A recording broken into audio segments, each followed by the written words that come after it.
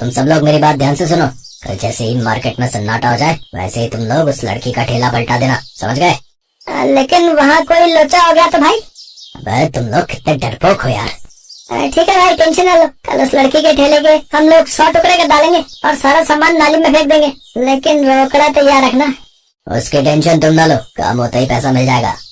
ममता नाम की एक लड़की गांव के बाजार में बहुत ही स्वादिष्ट इडली, डोसे, अप्पम बेचती थी। उसके ठेले पर भीड़ लगा करती थी। अगले दिन जैसे ही उसने अपना ठेला लगाया वैसे ही सारे गांव वाले उसके ठेले पर टूट पड़े। उसके ठेले के जस्ट सामने मनोहर नाम का आदमी भी ठेला लगाता था। वो भी इडली सांभर बेचता था, लेकिन उसकी दुकान पर कोई आता ही नहीं था। ममता बेटिया, तुम अपनी दुकान थोड़ा जल्दी लगा लिया करो, हमसे सब्र नहीं होता भाई। चाचा, इडली, डोसा, सांभर, अप्पम इन सब की तैयारी करने में भी तो वक्त लगता है और सुबह सुबह मुझे मार्केट से सामान खरीदने भी जाना पड़ता है। बिटिया बिल्कुल सही कह रही है।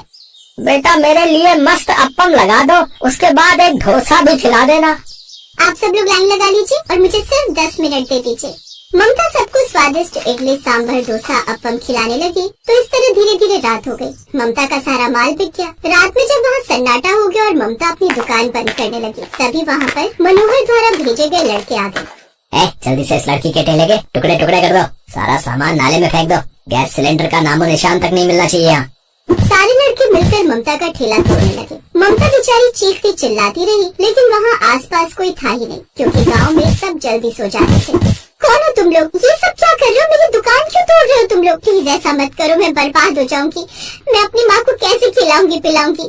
लड़की, हमें अपना काम करने दे, ज्यादा बकर बकर मत कर, वरना तुझे भी उठाकर नाले में फेंक देंगे। ममता के साथ आखिर ऐसा क्यों हो रहा था, ये जानने के लिए हमें कहानी में थोड़ा पीछे चलना होगा। ममता अपने माता पिता के साथ कच्चे मकान में रहती थी। उसके पिता दूसरों के खेतों में मेहनत मजदूरी करते थे, लेकिन ममता को पढ़ा लिखा रहे थे। फिर एक रोज, पापा मम्मी, मैंने इंटरमीडिएट के एग्जाम में टॉप किया है। बेटा मुझे तो पहले से ही पता था तू फर्स्ट क्लास पास होगी। मेरी बेटी ने तो वो कहावत सही साबित कर दी कि हमारी बेटियां छोरों से कम है के। ऐसे दिन अच्छे से बीत रहे थे, लेकिन अचानक एक दिन ममता के पिता बहुत बीमार हो गए और ये दुनिया छोड़कर चल बसे। अब उस घर में बिल्कुल सन्नाटा हो गया। उसकी माँ बेचारी उदास बैठी रहती थी।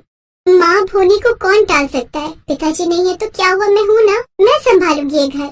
ममता बेटा, भले ही औरत और आदमी में फर्क नहीं होता आजकल, लेकिन फिर भी घर में मर्द का साया बहुत जरूरी है। अभी तेरी शादी भी करनी है, ये सब कैसे होगा? माँ, मैं पढ़ लिख कर एक बिजनेसमैन बनना चाहती थी पिताजी के रहते, वो तो मैं कर नहीं पाई, लेकिन अब बिना MBA की पढ़ाई के ही मैं एक सक्सेसफुल बिजनेसमैन बनकर दिखाऊंगी। लेकिन बेटा, कोई भी व्यापार करने के लिए ढेर सारा पैसा लगता है, इतने पैसे हमारे पास नहीं है। माँ, बिजनेस करने के लिए ढेर सारे पैसों की जरूरत नहीं पड़ती, बल्कि ढेर सारे पैसे कमाने के लिए बिजनेस किया जाता है। ममता की बातों से उसकी माँ को थोड़ा सहारा मिला। अगले दिन वो अपनी सहेलियों के साथ बाजार में कुछ सब्जियाँ खरीदने गई। तभी वहाँ पर मनोहर की इडली, डोसा, सांभर की दुकान दिखाई दी, जहाँ पर पूरा गांव इकट्ठा था। ये गांव वाले शाम होते इडली डोसा खाने चले जाते, इन्हें घर का खाना अच्छा नहीं लगता क्या? यार, पूरे गांव में, यहाँ तक कि आसपास के सभी गांव में सिर्फ एक ही ठेला ऐसा है जहाँ साउथ इंडियन फूड मिलता है, इसलिए भीड़ लगती है। अपनी सहेली की बातें सुनकर ममता के दिमाग में तुरंत एक आइडिया आया। वो सब्जी लेकर तुरंत अपने घर आई और इस बारे में अपनी माँ से बात की। माँ, बाजार में हर रोज डोसा खाने के लिए पूरा गांव हर शाम को वहाँ इकट्ठा हो जाता है। मैं सोचती हूँ उसी मार्केट में मैं भी एक साउथ इंडियन ठेला लगा लूँ। मुझे पक्का यकीन है कि मेरी दुकान पहले दिन से ही चल पड़ेगी, क्योंकि वो अकेला ही साउथ इंडियन डिश बेचने वाला है यहाँ पर। बेटी, ये सब मर्दों के काम होते हैं, लोग क्या सोचेंगे? देखो माँ, अब कुछ न कुछ तो मुझे करना ही पड़ेगा और एक बिजनेसमैन बनने के लिए छोटे बिजनेस से ही शुरुआत करनी पड़ेगी, क्योंकि हमारे पास इतना पैसा नहीं है। और अगर हम जमाने की फिक्र करते रहे तो जमाना हमें हर रोज खाना खिलाने नहीं आएगा। कल मैं बड़े चाचा के पास जाती हूँ और ठेले का जुगाड़ करती हूँ। ठीक है बेटा, अगर तेरा दिल कह रहा है तो मैं तुझे रोकूंगी नहीं। अगली सुबह ममता जल्दी से उठकर बड़े चाचा के पास गई और उन्हें एक ठेला बनाने का ऑर्डर दे दिया। माँ, उस मनोहर का ठेला तो बहुत साधारण है और वो सिर्फ इडली और डोसा ही बेचता है। मैं अपने ठेले को बहुत खूबसूरत सजाऊंगी और इडली डोसा के साथ साथ अप्पम, ओनियन, उत्तपा जैसी बहुत सारी चाइनीज डिश बेचूंगी। ये सब इन गांव वालों ने अभी तक खाया ही नहीं होगा, तो सारे लोग मेरी दुकान पर ही आएंगे। थोड़ा बहुत बिजनेस आइडियाज मैं पढ़ती रहती हूँ। बेटी, तुम्हारा कॉन्फिडेंस देखकर मुझे लग रहा है कि तुम बहुत जल्दी तरक्की करोगी। हमारे पास ज्यादा पैसे तो है नहीं, तू ऐसा कर, मेरे सोने के झुमके बेचकर सामान खरीद ले, बाकी बाद में देखा जाएगा।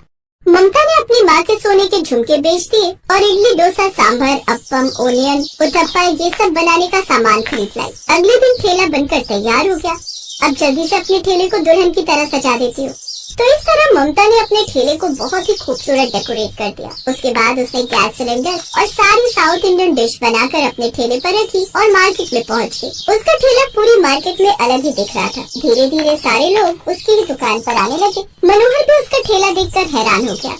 ये तो गोगरे लाल की बेटी ममता है, इसने अकेले ये सब कैसे कर लिया? मनोहर भाई, उसके ठेले पर तो बहुत ज्यादा साउथ इंडियन नाश्ता है। अनियन, उत्तप्पा, अप्पम, ये सब तो मैंने कभी सुना ही नहीं। पूरा गांव उसके ठेले के पास चला गया। मैं भी जाता हूँ है। अरे यार कहाँ जा रहे हो तुम लोग? अरे रुको तो, अरे कहाँ जा रहे हो? एक प्लेट मेरे लिए लगा दो। तो इस तरह पहले दिन से ही ममता की दुकान खूब चलने लगी। अब धीरे धीरे मनोहर की दुकान पर कोई जाता ही नहीं था। कुछ ही महीनों में ममता ने 1 लाख से भी ज्यादा रुपए कमा लिए। बेटा, इतना तो मैंने सोचा भी नहीं था जितना तूने पैसे कमा लिए। माँ, अभी तो सिर्फ शुरुआत है। मुझे तो एक बहुत बड़ा बिजनेसमैन बनना है, तभी तो पापा को अच्छा लगेगा। फिर एक रोज मनोहर ने कुछ लड़कों को इकट्ठा किया और उसकी दुकान बर्बाद करने की सुपारी दे दी। अब कहानी एक बार फिर से प्रेजेंट टाइम में वापस आ गई। ममता घर पहुंची और अपनी माँ को सारी बात बताई। बेटा, ये दुनिया जब दूसरों की तरक्की देखती है ना, तो उससे बर्दाश्त नहीं होता। माँ, ये मनोहर का बच्चा समझ रहा होगा कि मैं अबला नारी हूँ। मेरे आगे पीछे कोई है नहीं, मैं कुछ नहीं कर पाऊंगी। लेकिन उसे शायद ये नहीं पता कि मेरे पिता ने मुझे पढ़ा लिखा कर इतना काबिल बना दिया कि मैं अपने दिमाग से किसी की भी लंका लगा सकती हूँ। जब वो लोग दुकान तोड़ रहे थे और तोड़ने की प्लानिंग कर रहे थे, तो मैंने उनका सारा वीडियो बना लिया था। कल सुबह होते ही मैं जाऊंगी पुलिस के पास। अगले दिन उस बाजार में सिर्फ मनोहर की दुकान रखी। सारे लोग अब मजबूरी में मनोहर की दुकान पर चले गए। तभी वहाँ पर पुलिस फोर्स लेकर ममता आ गई। अरे क्यों मनोहर है? बहुत बड़ा गुंडा बने रहे तू। अब बाकी की जिंदगी जेल में अंदर इडली खिलाना लोगों को। लेकिन मैंने क्या किया है सर? ये देख क्या किया है, अब चल। पुलिस वाले ने उसे वीडियो दिखाया जिसमें वो ममता का ठेला पलटाने की सुपारी दे रहा था। अब पुलिस उसे उठाकर ले गई। पुलिस ने मनोहर से ममता को 5 लाख रुपए दिलवाए। अब ममता ने एक साउथ इंडियन रेस्टोरेंट खोल लिया और खुशी खुशी अपनी जिंदगी बिताने लगी।